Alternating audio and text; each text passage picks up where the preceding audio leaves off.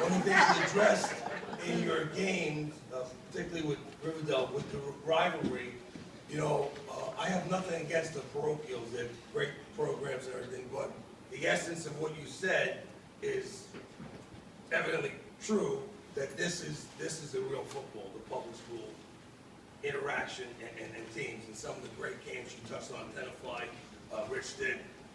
We had, in 2004, we had 5 games, 5 teams that we had to overcome, that took the lead, and we had to come from behind. And that says a lot about the guys on the team and the coaches. And I'd like to talk about the coaches. We have some of the coaches here. Ray, you want to stand up, please?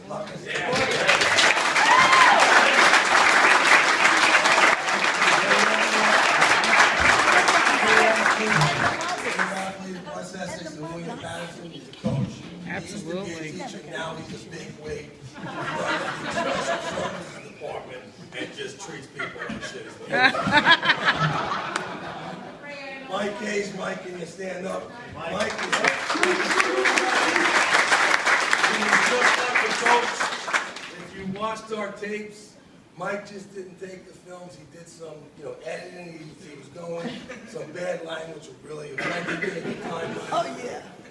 Rob Rayberg, Dr. Rayberg was our trainer.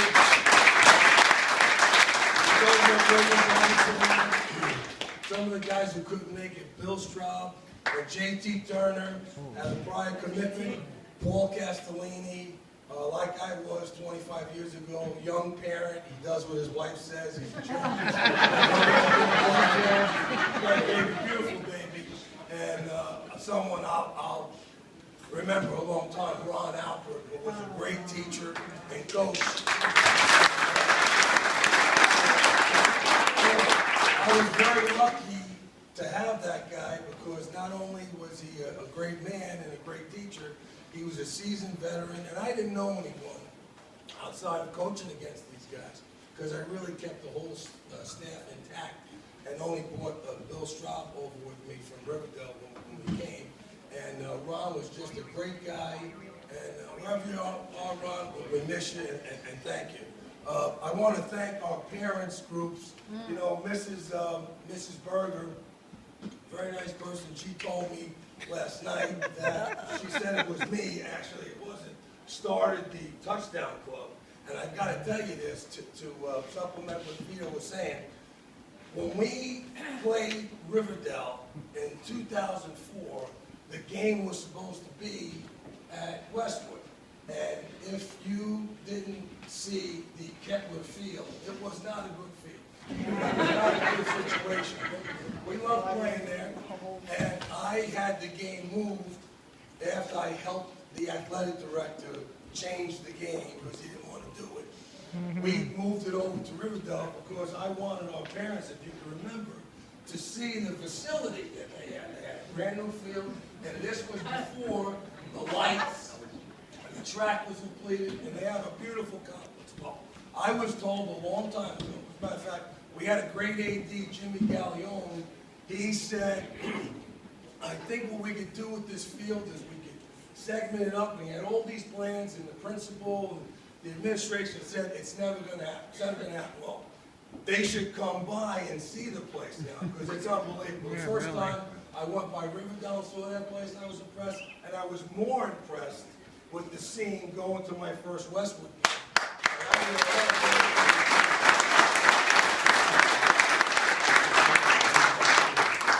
You know, I've been coaching quite a number of years, 33, 34 years. Been a high school coach half the time, college coach, and these guys, I want to talk about that. This is a special group. Because let me tell you something, when I first came to Westwood, and we played them, and they were tough, and they were good players, there's something special that distinguishes guys outside of your athletic ability. And I remember Larry LaFerry, after we won the whole thing, and I was on in the TV station here doing an interview, he had said to me, when did I recognize or realize that we were going to have a great team? And I said immediately, and here's why. I had been there for 2 years. We had some unbelievably tough and good players, like Ramel Meekins, if you didn't get him. him, Raji, okay, and a bunch of other guys. Yet these guys, these were my kind of guys. I was pretty lucky last year.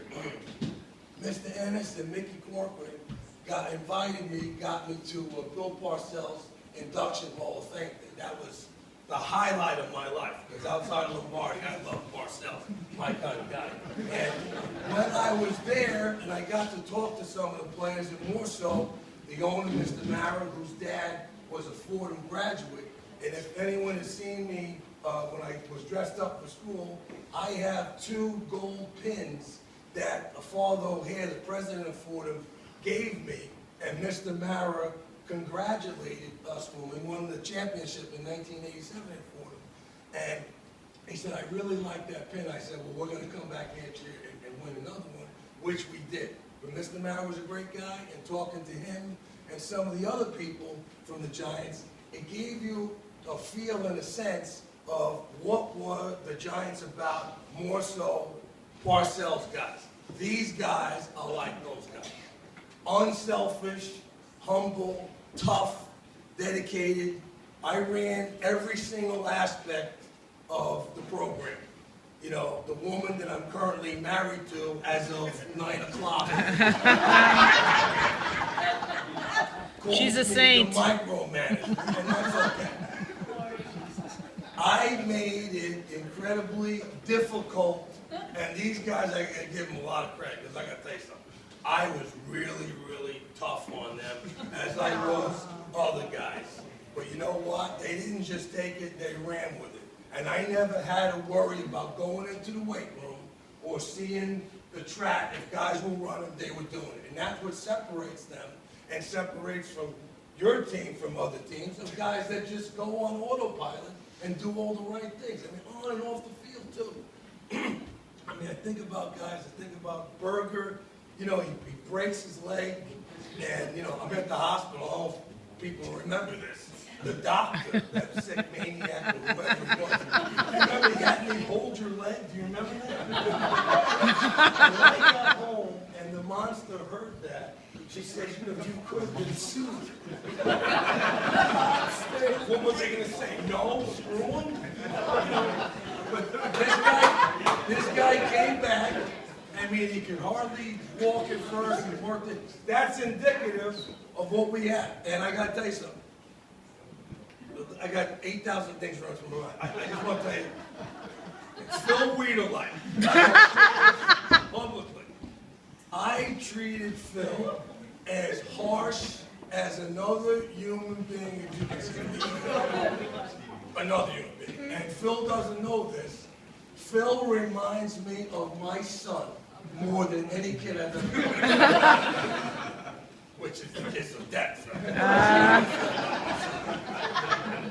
I said, if you remember when you guys were seniors, I said that Phil, and Bobby Maines is not here, but Phil was one of my favorite all-time players, because Phil was a soldier, and he could actually die and still show up for practice. I can Go say Phil! so much about all the guys, and all I can say is they did it. They worked hard at it. There was more talent in the first 2 years, but in the last 2, those guys won so many more games. And when it came down to it, they won every single game. And I got to tell you, you know, I'm thinking, I'm seeing Joe there. One of my favorite parents was Pat DiBernardo, Ralph's mom.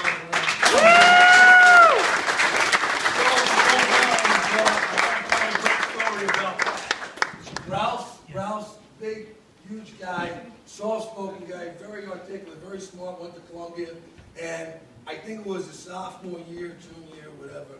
My introduction to Pat DiBernardo was this.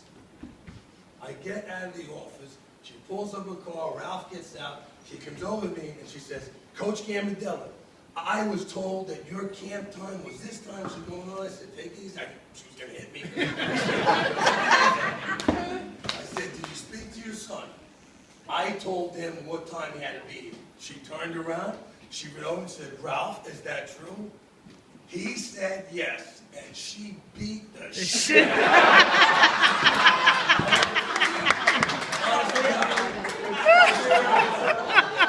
the mid to late 80s, I had an opportunity to go to the Playboy Mansion for a weekend when I was at Fordham. I had more fun watching Pac-Man.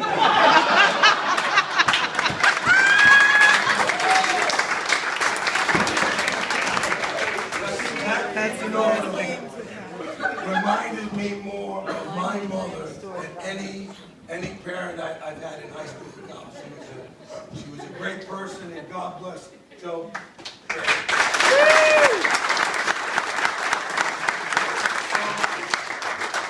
You heard about the season. It's old now. It's 10 years old. But like I told the guys, you're going to remember it for the rest of your lives, and you will. We had tough games in and out. We also had outstanding teams that we played. The league was constructed a little differently then, but each of the teams that we played, especially come from behind games, were good enough to beat us. But there's no such thing as luck. You make your own luck with effort, and these guys did that. Moving on to the championship game, when I got the call that we were going to be at Giant Stadium, I called up Mr. Travis here, and he told the rest of the clan. He said, boys, we're going to Giant Stadium. They were all excited. But we worked our asses off. And unlike, Don Vito, who has the turf field, we had the quicksand sand trap on Hashtag Road. Oh my God, that was horrible. Still there? Yeah, well, we practiced in that, so we broke that out. One time, remember when they shut the lights off on us? Oh, I ran to get the gun in my car. We practiced our ass off. And I tell you something we did. And I asked the kids to do this. I said, I want you to get to the school early, 6 o'clock or whatever. And we're going to do a walkthrough to get up in the morning, because when I found out we're going to Giant Stadium, I said, great. Then they told us 10 o'clock. 10 o'clock is not a normal time to play football unless you're doing Madden or something. They got up at 6. We practiced at 6:30 to 7:15, just went to stretch and stuff. And we did that every single day because I wanted the troops alert and ready to go. And they were. We didn't have a single kid miss, not even Van Horn. Everybody. And the day the game comes, and we took the bus. We asked for the same Sosa, the bus driver. We go to Giant Stadium. We get there, and we go. Socks can be changed. And we had a specific thing that we were going to follow. And I remember when we were coming off the field, I could see Ray Renshaw about 40 yards away, sprinting towards me, because he's pretty fast, and he's smiling ear to ear, and I said to myself, either he made out with Christ's sister. Still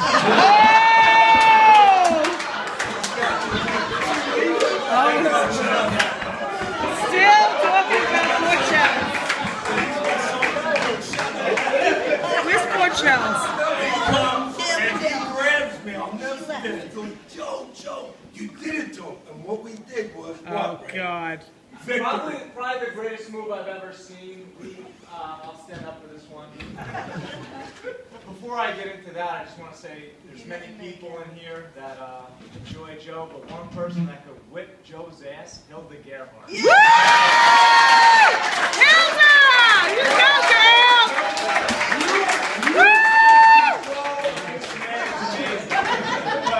But what he did in Giant Stadium is probably nothing I've seen better in any sports I've been in, and I played a lot. We warmed up, we did our warm-ups, and Joe came in, we called the last play, he said we're going to do everybody line up in a victory and take a knee.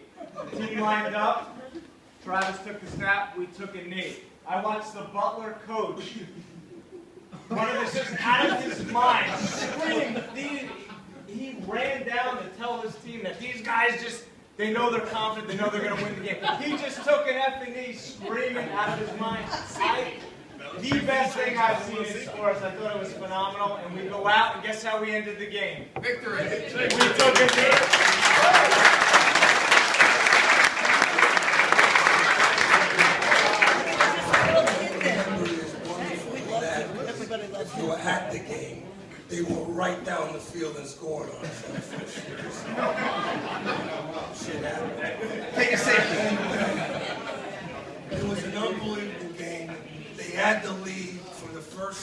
7 minutes, and then we never relinquished the lead. We played incredibly hard, spirited. They were a tremendous team. I can remember telling the booster parents in the back cafeteria when we met, because let me tell you something, I love, believe it or not, I love all the parents. Every place I've ever been. Bullshit. Bullshit. But, Bullshit. you know, we had some over-exuberance, like when we beat Rutherford in a very tough game. Vito, were you coaching at Rutherford then? All right. Well, they had a great staff.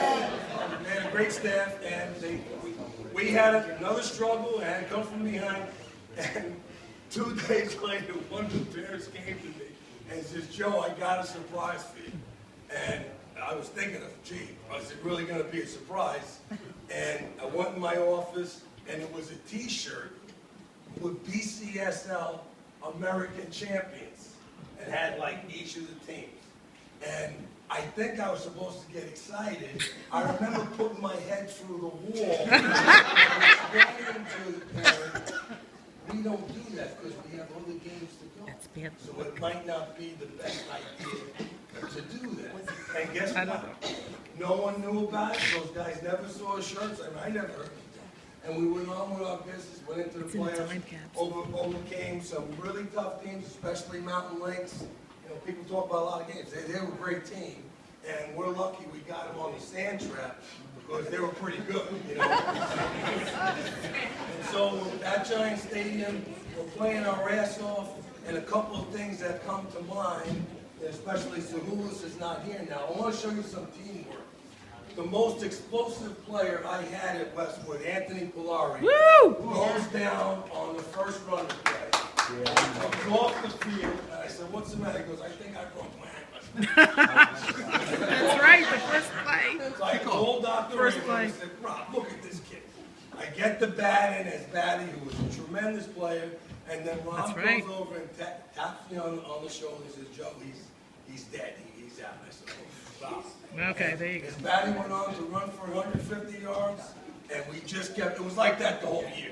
Didn't matter who the quarterback was, didn't matter who the tight end was.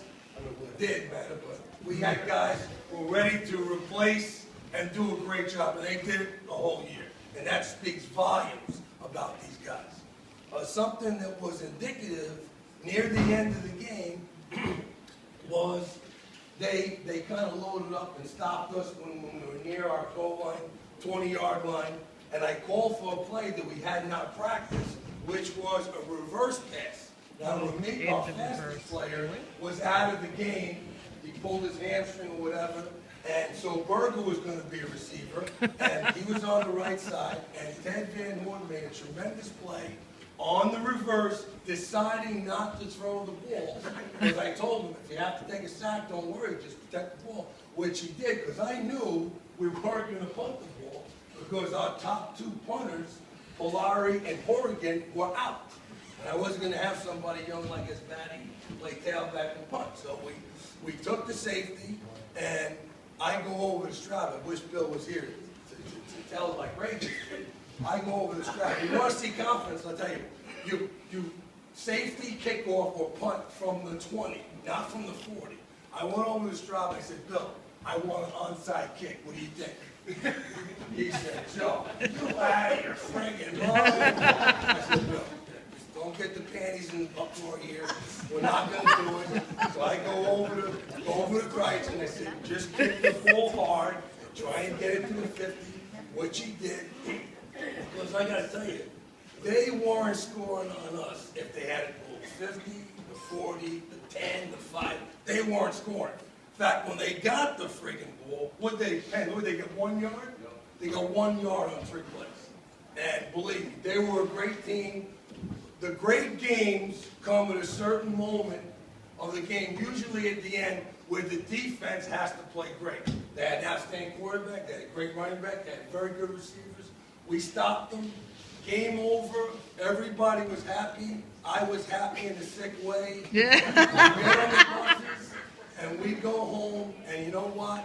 I told the guys, when we got to the locker room, some personal things and my feelings and how they made me feel. My mother was in a nursing home, she wasn't particularly well. And, I'll never forget that, how I felt that day.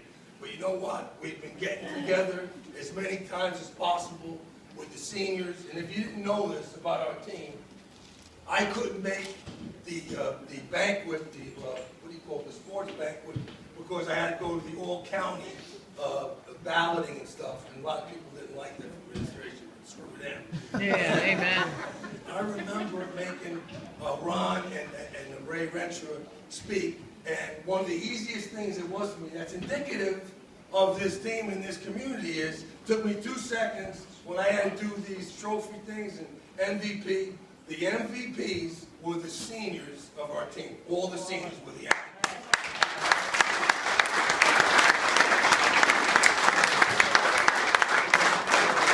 What I would say is I want to wish Vito and his team the best of luck for the rest of the season. I got to see some of the guys. I love 44. He's got my high school number. The kid looks like a real thug. I like him. Yeah. I mean, tough player. I mean, tough player. Yeah, we know. But you know what? You take it one game at a time, and you'll do what we did, undefeated. Because there's nothing.